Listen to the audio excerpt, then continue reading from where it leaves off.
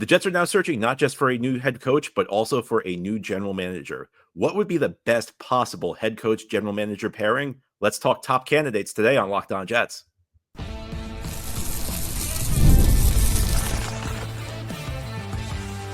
You are Locked On Jets, your daily New York Jets podcast.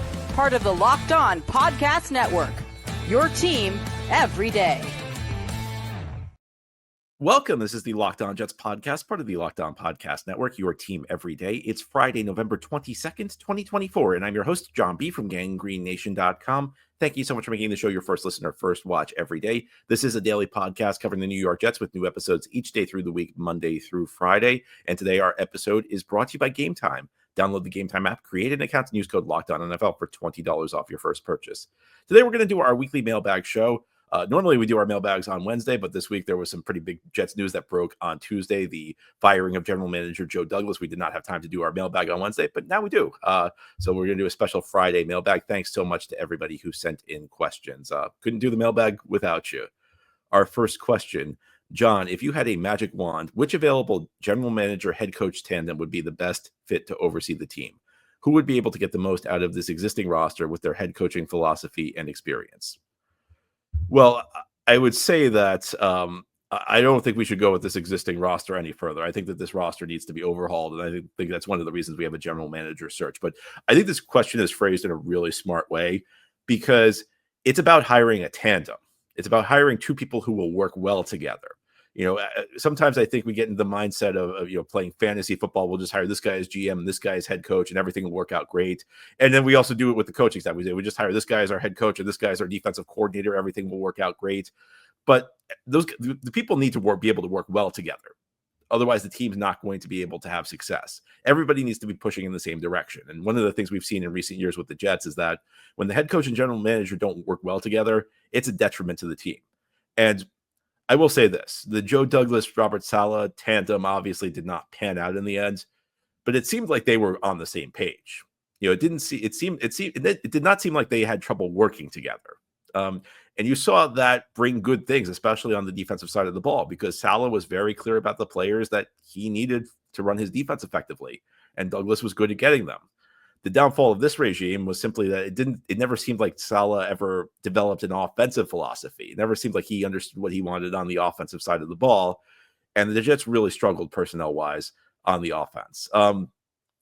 It's difficult for me to say, who would work well together, when we're talking about GMs and head coaches. So I did a show the other day talking about GM candidates, and I mentioned two guys, Will McClay, who works with the Dallas Cowboys, and Alec Halaby, who works as an Eagles assistant general manager and is really big in the analytics world. And those are the reasons I mentioned them, because I think that they both have the types of qualities I'd want in a Jets GM. McClay has worked around a meddlesome owner, Jerry Jones. And McClay has been good at kind of talking Jerry out of his worst impulses. And I think when we talk about where Joe Douglas has failed most of all, it's that he hasn't been able to short circuit the really, really bad Woody Johnson ideas. And Woody Johnson has a lot of really bad ideas. Now, Woody Johnson's so out of control these days, I don't know what you could do. I mean, it's possible that nobody can stop Woody Johnson from the destructive path he's decided to go on. But you need somebody who's actually good at managing up. So that's why I was interested in Will McClay. And Alec Halaby, I'm interested because he's really good at analytics. And I think that's kind of the direction the game's moving. I think the NFL is changing in this day and age. And I'd like to see the Jets actually be at the cutting edge. I'd like to see the Jets actually get ahead of the curve instead of chasing trends. So those are the guys I look at as general managers. And the question is, who would they work well with as a head coach? And it's difficult to say because it's not necessarily going to be somebody they worked with in the past. It's just somebody who's going to be on the same page, somebody who's going to respect the process. But if we're in a dream world where I have the magic wand and everybody's going to work well together, the two guys I think would be the top head coaching candidates for me would be Ben Johnson, the offensive coordinator of the Lions, and Mike Vrabel, who's on the Browns coaching staff this year, but former Titans head coach. Ben Johnson's the hottest name this cycle. I don't think he'll even interview with the Jets, but I think he's going to be a good head coach. And it's interesting because Ben Johnson's like the profile of the guy who usually disappoints you because the media always gets behind the offensive coordinator who's the hottest guy in the league. they get the offensive coordinator on the good team. They get crowned the next Sean McVay, and it almost never works out. But I think if you go deeper with Ben Johnson, he's got a lot of attributes that are going to make him a good head coach. By all accounts, he's a great communicator. Guy who's really smart, very adaptable. He has a lot of really good traits. So I think he's going to be a good head coach. I think he fits the profile of somebody who frequently disappoints, but I think he actually is going to be a good head coach, because I think going beyond him just being a good offensive coordinator, there are attributes there that will turn him into a good head coach. And Mike Vrabel will be another interesting guy. Again, I think Vrabel's going to have options, so I don't know that he'll be interested with the Jets. I also know that Vrabel, as a former Bill Belichick player, might not necessarily be interested in going to the Jets, because Belichick's always told his guys to stay away from Woody Johnson. And we know that. I thought Vrabel did a good job with Tennessee. He took them to the playoffs 3 times. He took them to an AFC championship game without really having an elite quarterback. Some people don't like him because he doesn't have an offensive background. I mean, look, having an offensive background, that doesn't necessarily make you a head coach. Having a defensive background doesn't necessarily make you a poor head coach. It's more about, can you build an offense? Saleh never had an offensive philosophy. If you look at Vrabel, Vrabel made some bad hires on the offensive side of the ball. I mean, Keith Carter and Todd Downing worked for him, but 2 of his 3 offensive coordinators got head coaching jobs, Matt LaFleur and Arthur Smith. So we know Vrabel can hire a very good offensive coordinator, which is very important. And the other aspect with Vrabel is that, he's just got experience. He's done it before. And I'm trying to learn from my mistakes, because whenever the Jets have a coaching search, there's always a guy like Vrabel out there. And in the past, I've been dismissive of guys like this because I'll say, well, he's not on the Andy Reid level. He's not on the Kyle Shanahan level. He's not like a top head coach.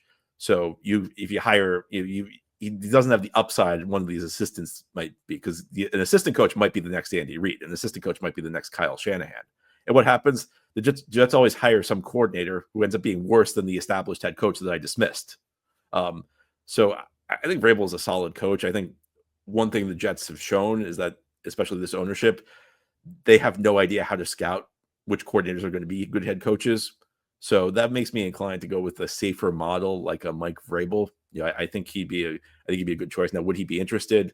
I don't know, but that's where I'd start. Those are the 2 GM candidates I'd start with. Those are the 2 head coaching candidates I'd start with, and I'd kind of go from there. I don't know whether any of these people would be interested, because the Jets are going to be a pretty tough sell right now. I think both in terms of GM and head coach, because of the ownership. But that's at least where I'd start. Our next question: is there any stopping a Rex Ryan return? Would it be a good idea? I don't know whether Rex is going to be a serious candidate. I know Rex wants the job. It's clear that Rex is interested in the job, because Rex loves the Jets. He loved being the head coach here. He loved the attention that came with it.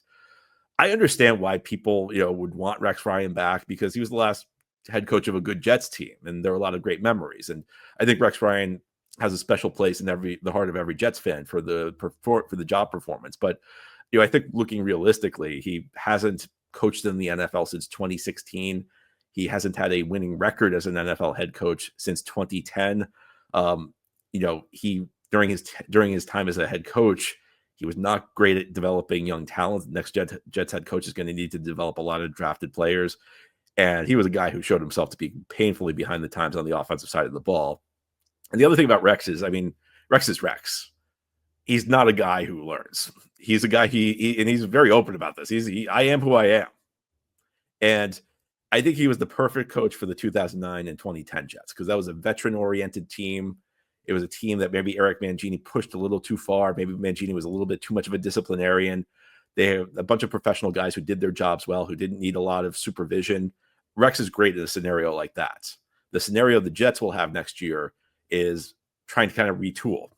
It's going to be a rebuild. There's going to be a lot of young players in here, and you have to rebuild the offense. So I think that Rex is not the coach you want in a scenario like that. He's a guy I would stay away from him. Look, have a Rex Ryan day. Have a Rex Ryan day at a Jets game. Let him speak at halftime. Give the fans a chance to give him an ovation. I'm all for that. Rex Ryan is an important part of Jets history, but I think he's in the past, and I think the Jets need to look forward. I think sometimes you make a mistake when you make a move based on nostalgia, based on a guy who used to be good. Jets should be looking to find the right coach for this coming year. The Jets should be looking for the right coach for the 2025 Jets, just as Rex Ryan was the right coach for the 2009 Jets. Now, head here on the Locked On Jets podcast, we'll turn our attention to one of the most disappointing players on the team, Sauce Gardner. What's going on with him? It's really tough to say. I'm a little worried about Sauce. We'll discuss that as we continue here on this Friday edition of Locked On Jets. This show is sponsored by BetterHelp. This month is all about gratitude, and there's a person we don't get to thank enough, ourselves. It's sometimes hard to remind ourselves that we're trying our best to make sense out of everything, and in this crazy world, that is not easy. Here's a reminder to send some thanks to the people in your life, including yourself. And therapy has a lot of benefits. It's helpful for learning positive coping skills and how to set boundaries. It empowers you to be the best version of yourself, and it's not just for those who've experienced major trauma. If you're thinking of starting therapy, give BetterHelp a try. It's entirely online, designed to be convenient, flexible, and suited to your schedule. Just fill out a brief questionnaire to get matched with a licensed therapist and switch therapists at any time for no additional charge. Let the gratitude flow with BetterHelp. Visit betterhelp.com/lockedon today to get 10% off your first month. That's BetterHelp, HELP.com/lockedon. Today's episode of Locked On Jets is also brought to you by Game Time. Game Time's the best place to go to get tickets, and Game Time has a new feature called Game Time Picks that makes getting tickets to see your favorite teams play even easier. Game Time Picks filters out the fluff to show you only incredible deals on great seats, so you don't have to waste time searching through thousands of tickets. I mean, I know the Jets aren't very good this year, so some of you might not want to see the games, but it actually is a good opportunity. I've gone to December and November games and lost Jet seasons before, and it can be a fun experience, especially if tickets are normally hard to come by. So Game Time is the place to go. Tickets for the Jets are obviously going to be cheap, and Game Time is a place where you can go to get last minute tickets even a couple hours before your event starts.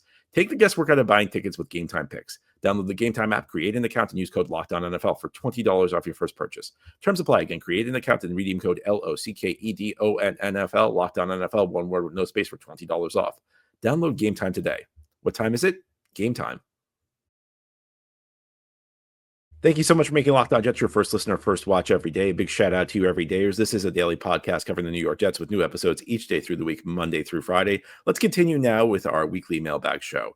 Our next question, John, what do you think happened with Sauce this year? He went from arguably the best corner to pretty horrible. He should still be ascending, and he dropped off a cliff. Do you think he's injured? I feel like something's not adding up. What are your thoughts? Yeah, it's really tough to say. This has been alarming. I really don't know what's happened to Sauce this year. Now, look, he's obviously tackling very poorly, but Sauce never tackled. Sauce was always a bad tackling corner, and it's not the end of the world. There are great corners who are bad tacklers. If going back to when I was a kid, Deion Sanders was maybe the worst tackling defender in the NFL, and was the best corner in the league. So, look, you'd like your corners to tackle. You'd like them to be able to deliver big hits and run support, but their job is to shut down other teams' receivers. And Sauce is not doing that at as high of a level as he did in the past. And yeah, it's really tough to say. Is he just like a slump? Sometimes guys just have a bad couple months. Maybe that's it. I worry a little bit, did Sauce maybe get a little bit too big in his head? Did Sauce, maybe read his own clips a little bit too much? Does Sauce need to refocus? I don't know. But the question does ask, is Sauce injured? And we don't know I don't know for sure. But one thing that did come to mind when I was thinking that question through is there have been a number of games where Sauce has randomly been on the bench for a series. And there have been a couple times where he's kind of gingerly walked off the field. So I don't know whether he's injured, but that is a thought and I don't want to make excuses. I don't want the story to be John's making excuses for Sauce Gardner because he always praised Sauce Gardner. Look, Sauce Gardner's having a bad season. I think this is not a bad season for Sauce Gardner. This is just a bad season overall. But there are an awful lot of instances where he's had these random stints on the bench, and those have never been explained. So I don't know. Is he nursing something? There have been a couple times where it seems like he kind of had trouble, gingerly walked off the field. I guess maybe it's possible. I guess maybe you hope that, because that at least would be an explanation for why he's been struggling, and it would be a possible explanation for why he would bounce back. But it's something worth watching. I don't think we have a firm answer yet, though. Next question. Do you think Jon Gruden is a realistic option for the Jets head coaching job? If so, do you think he'd be a good fit for the Jets? I don't know whether he'll be a realistic option. It certainly would require Woody Johnson to change the way he's operated. Woody Johnson has never gone out and gotten an established head coach before. In fact, in the Johnson tenure, Adam Gase was the only head coach the Jets have hired with previous NFL head coaching experience. and he was not exactly a candidate that was in hot demand. Gruden obviously is a big name. I think it would cost a lot of money to land him. I think Gruden would require a lot of control. Now, one thing I will say is Gruden apparently signed this contract with Barstool this week, which makes everybody think he's out of the mix to be an NFL head coach. I don't think signing with Barstool is going to preclude Gruden from taking an NFL head coaching job if one is offered. I don't think that's the type of place where you're going to turn down an NFL head coaching job. Do I think Gruden would be a good fit? I mean, look, I think he did a bad job with the Raiders when he was there from 2018 through 2021. The record was 22-31. He did not make the playoffs. He did not have a winning season. When he arrived there, essentially the first thing he did was completely alienate the best defensive player in the league, Khalil Mack, to the point where Mack had to be traded, a trade that did not produce great results for the Raiders.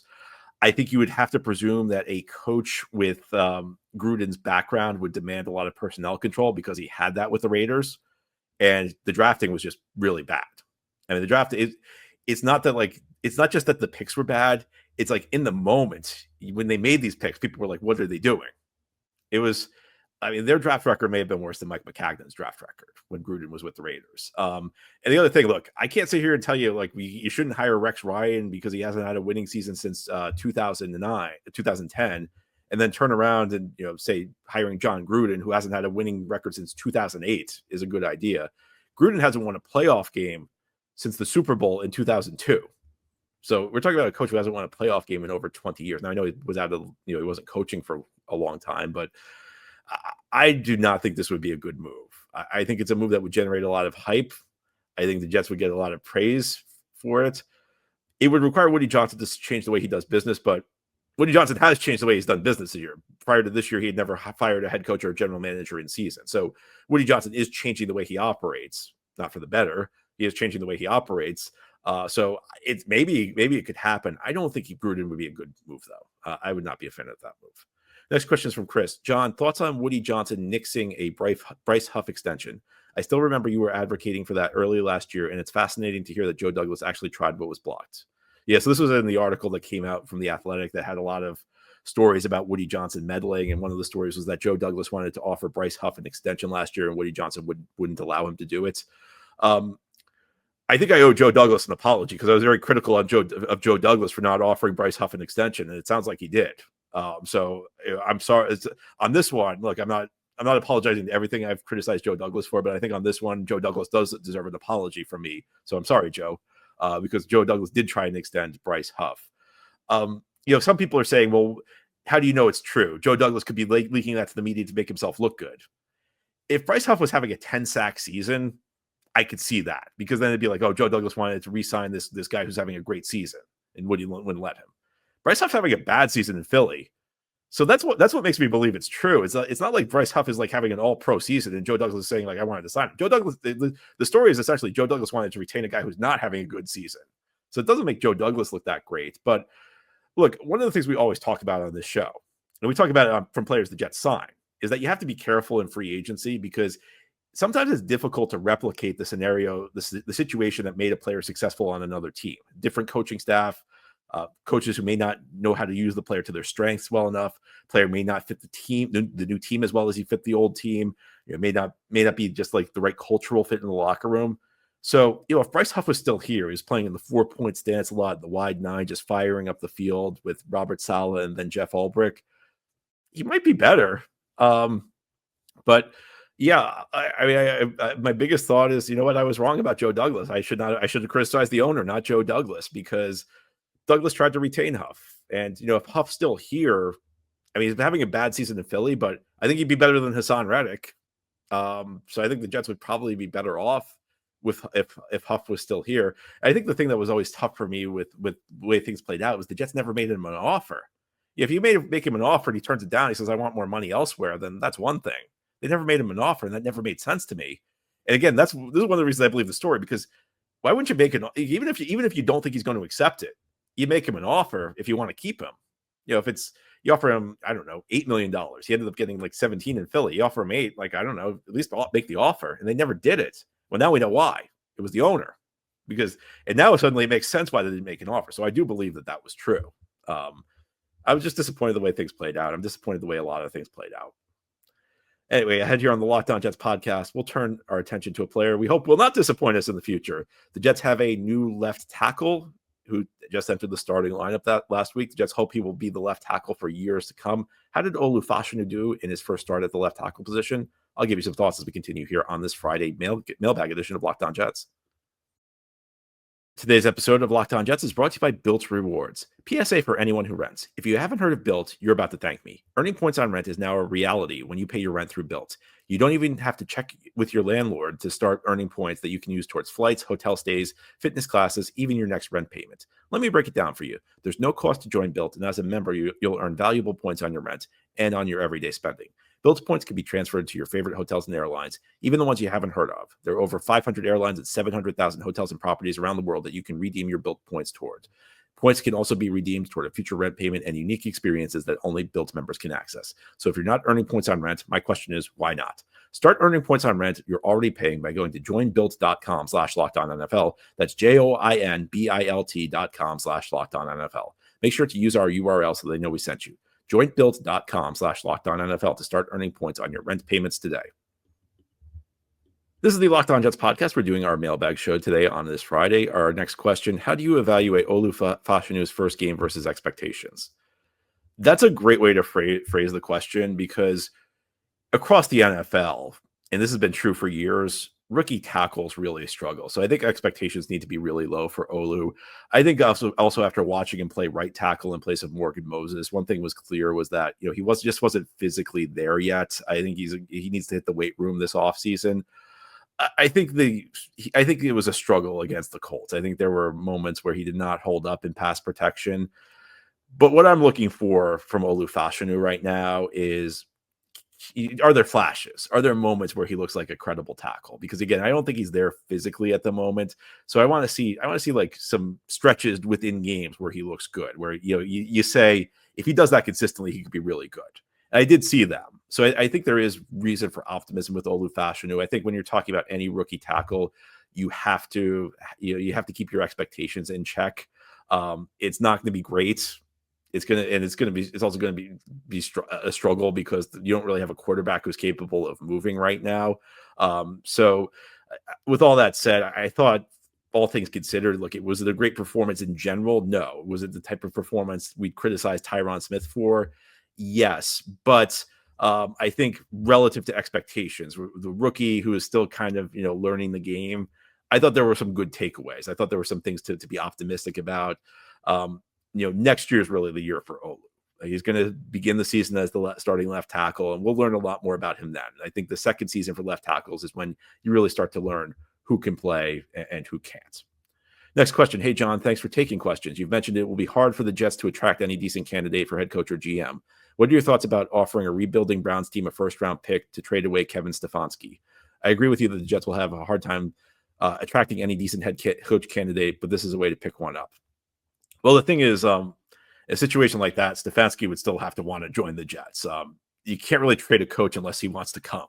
I would not trade a first-round pick for Kevin Stefanski, but if the Browns fired him, I'd be very interested for a lot of the reasons I laid out for Mike Vrabel. I think Stefanski's a really good coach. And I think that, like getting an established coach in here would be a benefit. Unless it's like I like Ben Johnson. I think Ben Johnson is going to turn into a really good coach. But other than Ben Johnson, like I kind of lean towards guys who have head coaching experience before, just because, this is going to be a tough job to take over. So you want somebody who's not learning on the fly, I think. And that's not to say it's impossible to find a good first-time head coach. But I think, like, if we're talking about odds, the odds are probably higher the Jets are going to do well if they just bring in someone with experience, because again, we've seen the Johnson brothers have no idea how to scout out quality experienced quality head coaches from the coordinator ranks. Maybe they should just look for somebody who's been a successful head coach in the past and hire them.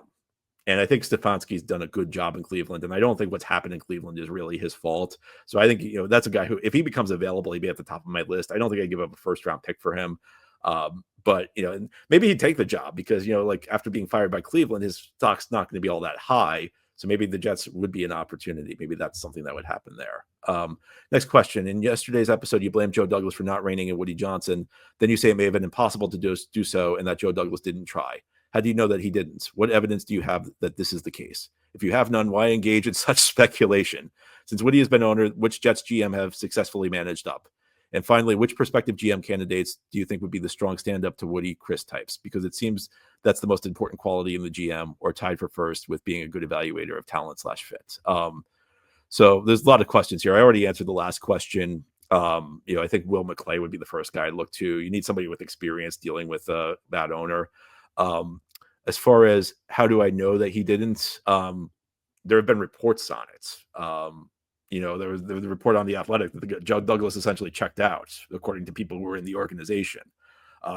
Did Douglas push back on Aaron Rodgers? No, I think we could say with some certainty that Douglas was behind the Aaron Rodgers trade because he thought he would save his are you really suggesting there's no evidence that Douglas did not try and fight back and prevent the Jets from trading for Aaron Rodgers and doing this all-in thing? Where's the evidence? That I think all the evidence points to that he did not fight back. Now, what I did say is that Woody Johnson is so out of control that even if Douglas had tried, it may not have worked. But I think I don't know how you look at the evidence we have right now and say that Douglas made a real push to stop this from happening. There's nothing to suggest he pushed back against Aaron Rodgers. And there have been multiple reports now that he pretty much just checked out, that he wasn't really that focused on the job anymore. He didn't fight back when Woody tried to usurp his role. I mean, that's what it boils down to. I think that based on everything we know, look, am I in the building? No. If new information becomes available that suggests something else, fine. I'm willing to change my opinion, but I think there's ample evidence that Joe Douglas did not push back hard enough on a lot of the things Woody Johnson tried to implement over the last couple of years, and it was much to this team's detriment. Next question: do you think Jordan Travis will be quarterback number 2 next season? His college team fell apart without him. How is his rehab going? I think he'll be one of the top 2 quarterbacks. I think, look, if Rodgers is not back, I think there should be a competition. I think Travis should be given the shot to win the job. I mean, it's going to be tough for him. I think at the very least, he'll be quarterback number 2 next season. I think his college team fell apart for reasons that go beyond him. But look, the Jets liked him when they drafted him. I think he's a wild card. It was kind of a dart throw, and hopefully it works out. And it doesn't sound like, we don't have any firm information, but it sounds like he's not going to play this year. It sounds like he's still on the non-football injury list, which means he can't even practice yet. So if you think about it, we're already at Thanksgiving weekend next week. There's only 6 games left of the season, and Travis hasn't practiced yet. And you'd assume that if you wanted him to play this year, there'd need to be some sort of ramp-up period. And we're just running out of time for that to happen. It was a very serious injury he suffered. I think the Jets always viewed this as kind of a red shirt year. So I think it's really focused on next season. I think that, I don't think it was ever about this season for Jordan Travis. I don't think he was ever supposed to play. I think this year was essentially all about rehabbing that injury. And I think that's one of the reasons that Travis fell all the way to the 5th round. Last question, John. The Jets, mainly Woody Johnson, is operating in a way that's completely counterproductive to winning. It seems like we have a 2-year cycle for a GM or head coach to win, or he steps in. It's going to be a hard sell to get a quality coach or GM to accept the job. It's an even tougher sell to believe Woody won't just step in. So is there any point to supporting this franchise anymore as long as Woody owns the team? I think that's an individual decision. I think you have to decide whether or not it's worth it for you. For some people, it's a way to bond with your family. I never tell people don't go to games because, for some people, it's like a way, you bond with your parents, you bond with your kids. It can be a fun experience. I remember when I was a kid, my uncle took me to a game in the Kotite era. The Jets were terrible. It was a really bad game, but it was still a fun thing to go to, and, as a kid. So, you might want to take your kids to a game. I can't tell you don't go, but I also tell you shouldn't feel bad if you feel like you need to step away from the team, even if it's just temporary, even if you're not following them as closely as you have in the past, because it's tough to root for this team. It's tough to root for a team where it's not just that you lose, it's like the owner takes hope away from you. So I think you have to do what you want. I think you have to do what's right for you. You shouldn't feel bad, though, if you feel like you need to take a step away from the team. It's just like the team hasn't been good enough. The team hasn't done enough to justify your support. And maybe one day they will. And hopefully one day they will. Anyway, that's all for today's episode. This has been the Locked On Jets podcast, part of the Locked On Podcast Network. Your team every day is our motto. As always, if you enjoy the show, hit the subscribe button where you're watching or listening so that you'll never miss an episode. If you enjoy the show or listening on a podcast source, please give it a 5-star review. And if you're watching on YouTube and enjoy the show, give this episode a big thumbs up. It helps us out and helps other Jets fans find the podcast. Enjoy your weekend, everybody. We will be back on Monday to talk more Jets.